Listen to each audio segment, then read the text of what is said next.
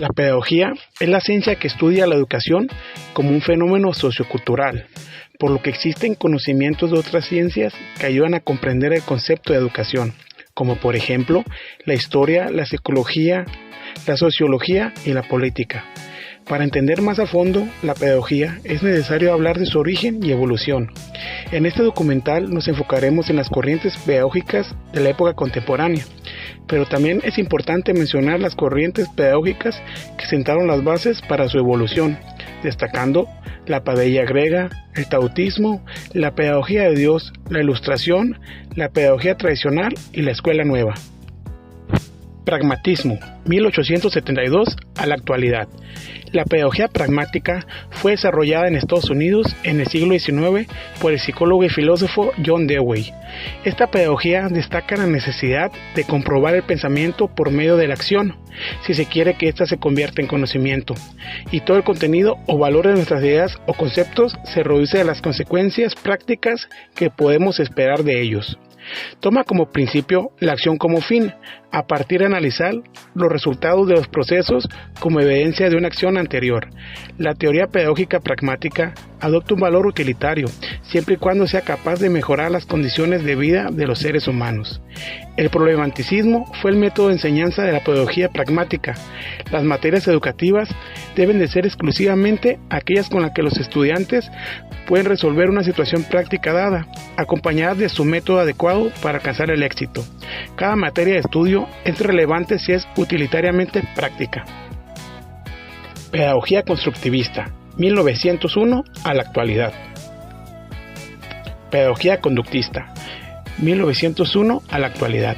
Propone que la base fundamental de todo proceso de enseñanza-aprendizaje se haya representada por un reflejo condicionado, es decir, por la relación asociada que existe entre la respuesta y el estímulo que lo provoca.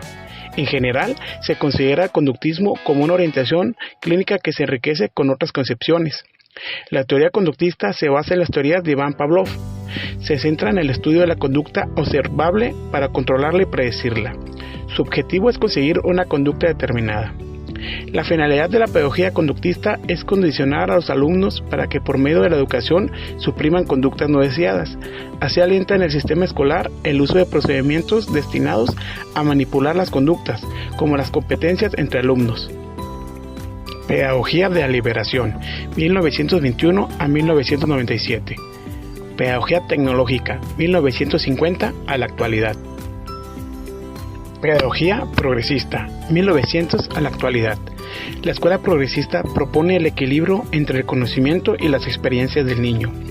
Se proporciona la libertad a los estudiantes para desarrollar de forma natural el proceso de aprendizaje, interesa el trabajo y la atención al desarrollo integral del niño.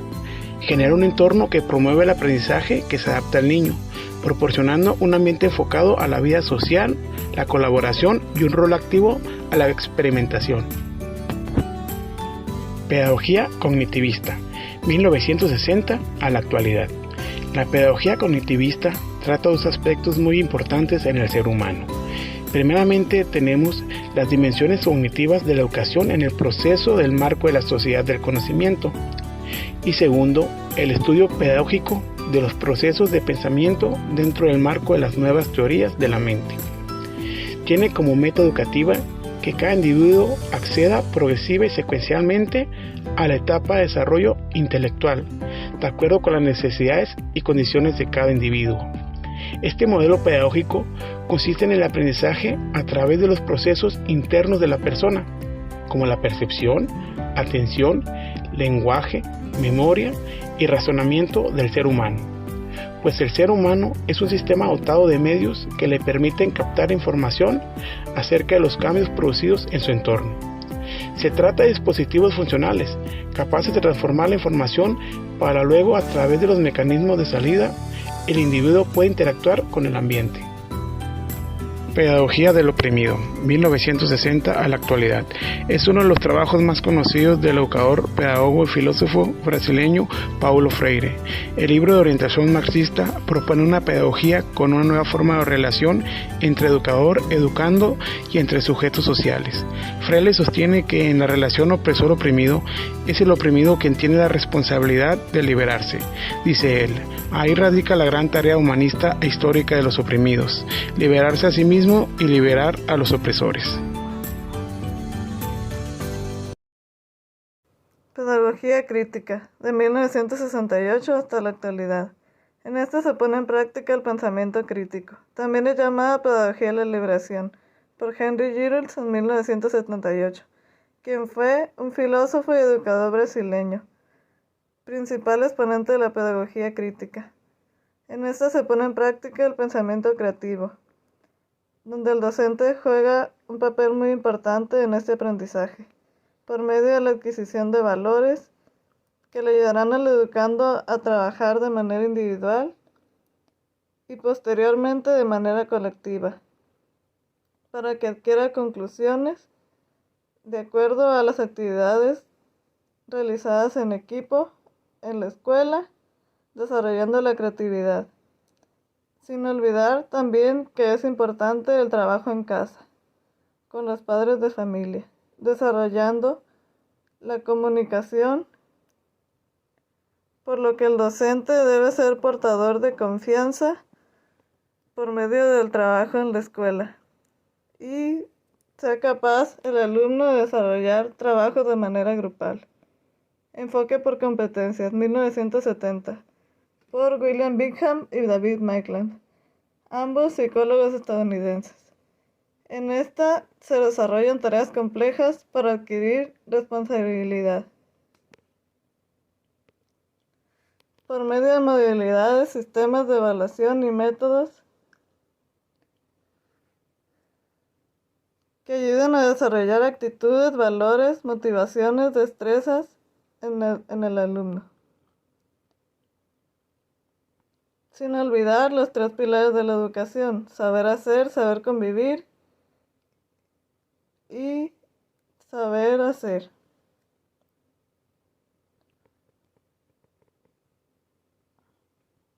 Por lo que los pilares de la educación son 4: aprender a conocer, aprender a hacer, aprender a hacer y aprender a vivir juntos. Aprender a conocer. Por medio de este se adquieren conocimientos y valores para desarrollarse en grupo y de manera individual, siendo apoyados por la familia, quienes son la primera escuela y les ayudan a desarrollar diversas actividades, habilidades y actitudes para enfrentarse a cualquier situación que se presente en la vida diaria. Pedagogía del conectivismo. Surge en el año de 1990, originalmente propuesta por George Siemens y posteriormente ampliada por Steve Downes. En este modelo pedagógico es muy importante la habilidad del estudiante y del docente en el manejo de las tecnologías de la información y las comunicaciones. El papel del docente es orientar a los estudiantes a elegir fuentes confiables de información y a su vez seleccionar la información más importante. Por otro lado, el papel del estudiante se enfoca en adquirir la habilidad para seleccionar entre tantas formas y medios de comunicación. De acuerdo a Siemens, es una teoría del aprendizaje para la era digital y en ese sentido pretende ser una actualización de las teorías conductista, cognitivista y constructivista, que permite explicar los cambios que surgen en la era de los 90 y explicar así el efecto que la tecnología ha tenido sobre la manera en que vivimos, nos comunicamos y aprendemos. La pedagogía humanista, por su parte, se origina en el año 2000. Sus principales representantes son Maslow y Rogers. Se dedica al estudio pedagógico que considera la educación como un fenómeno intelectual, cultural e histórico. También tenemos el pensamiento complejo, que se origina a partir del año 2000. Su principal representante es Edgar Morin, filósofo y fisiólogo francés, que actualmente tiene 101 años de edad. Profundizó en la crisis interna del individuo. El pensamiento complejo es la incorporación de un pensamiento necesario frente a las circunstancias actuales. Se refiere a la necesidad de reflexionar sobre las estrategias didácticas y tipos de enseñanza en la práctica educativa. Este principio de complejidad se enfoca en la necesidad de distinguir y de analizar. Se trata de construir un nuevo método sobre la base de las ideas que ya tenemos. Es un método de pensamiento nuevo para comprender la sociedad, la naturaleza, la humanidad y reorganizar y buscar soluciones para los conflictos de las crisis de la humanidad contemporáneas para construir un mejor futuro. Referente a la pedagogía de la autonomía, que surge en el 2004 y su principal representante es Freire, esta pedagogía nos convoca a pensar acerca de lo que los maestros deben saber y hacer en el proceso de enseñanza-aprendizaje. Educar para lograr la igualdad, la transformación y la inclusión de todos los individuos en la sociedad.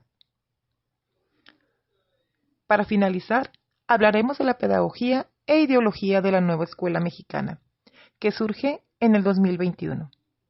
Es una propuesta revolucionaria en el campo pedagógico. Su propósito es transformar la educación pública nacional. Es la reforma pedagógica más profunda que ha tenido México en más de un siglo. La nueva escuela mexicana pone énfasis en la libertad y autonomía del niño, la dignidad de la infancia y su valor. Responde a la necesidad de cambiar la educación en consecuencia de los problemas sociales actuales. El término de escuela nueva no se refiere a un único tipo de sistema didáctico, sino a todo un conjunto de principios que la conforman y se renuevan de la escuela tradicional. Esto caracteriza a un movimiento renovador con gran diversidad de corrientes. En conclusión, conocer la historia de las diferentes pedagogías a través del tiempo permite conocer cómo va evolucionando la pedagogía. Nos hace reflexionar en la práctica educativa y en la producción de nuevas prácticas cimentadas por conocimientos y principios teóricos. El mundo se renueva y se transforma día con día. La humanidad avanza. Es preciso adecuarnos a esta actualidad, ya que conforme la humanidad va evolucionando, se van descubriendo nuevos datos en cuanto al tema educativo. Es necesario que estos métodos encuentren una nueva manera de llegar a todas las personas, en beneficio de la educación del país y del mundo entero. Reflexión. Durante los últimos años, la escuela y sus principales actores se han visto irremediablemente involucrados en una serie de críticas pedagógicas, sociales, políticas, culturales y administrativas, que para beneficio de todos han reorientado la actividad formadora de docentes, estudiantes y padres de familia. Si bien, hoy nos queda claro que las fallas de la escuela van desde el autoritarismo, el centralismo y la idea obtusa de que su principal función es transmitir conocimientos, preguntas y respuestas correctas, más que asegurar la comprensión y aplicación o uso activo del conocimiento. También es cierto que discretamente han crecido de modo desmedido una tendencia de los educadores a sobrevalorar el fenómeno del aprendizaje, y ello ha provocado una serie de problemáticas, tanto en la actualización de los recursos docentes como en la metodología didáctica e implementar en las aulas escolares. El concepto de aprendizaje se genera desde la raíz del ideal educativo. Lo obvio no necesita ser reiterado, no puede haber educación sin aprendizaje. Aprendizaje es la condición necesaria, empero tal vez no suficiente, de todo proceso educativo. Dada la profunda producción pedagógica actual, la conformación y delimitación de las corrientes pedagógicas contemporáneas, resulta urgente e imprescindible para poder incorporarlas al discurso y práctica de los educadores. Tal hecho permitirá la construcción de un dominio autónomo para la pedagogía. Las corrientes pedagógicas contemporáneas responden al reclamo social de una formación que les permita a los sujetos resolver problemas de diferente índole de forma autónoma.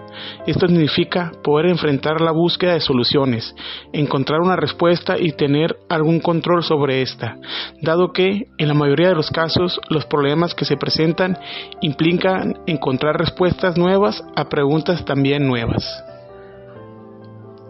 Muchas gracias. Sería todo por nuestra parte.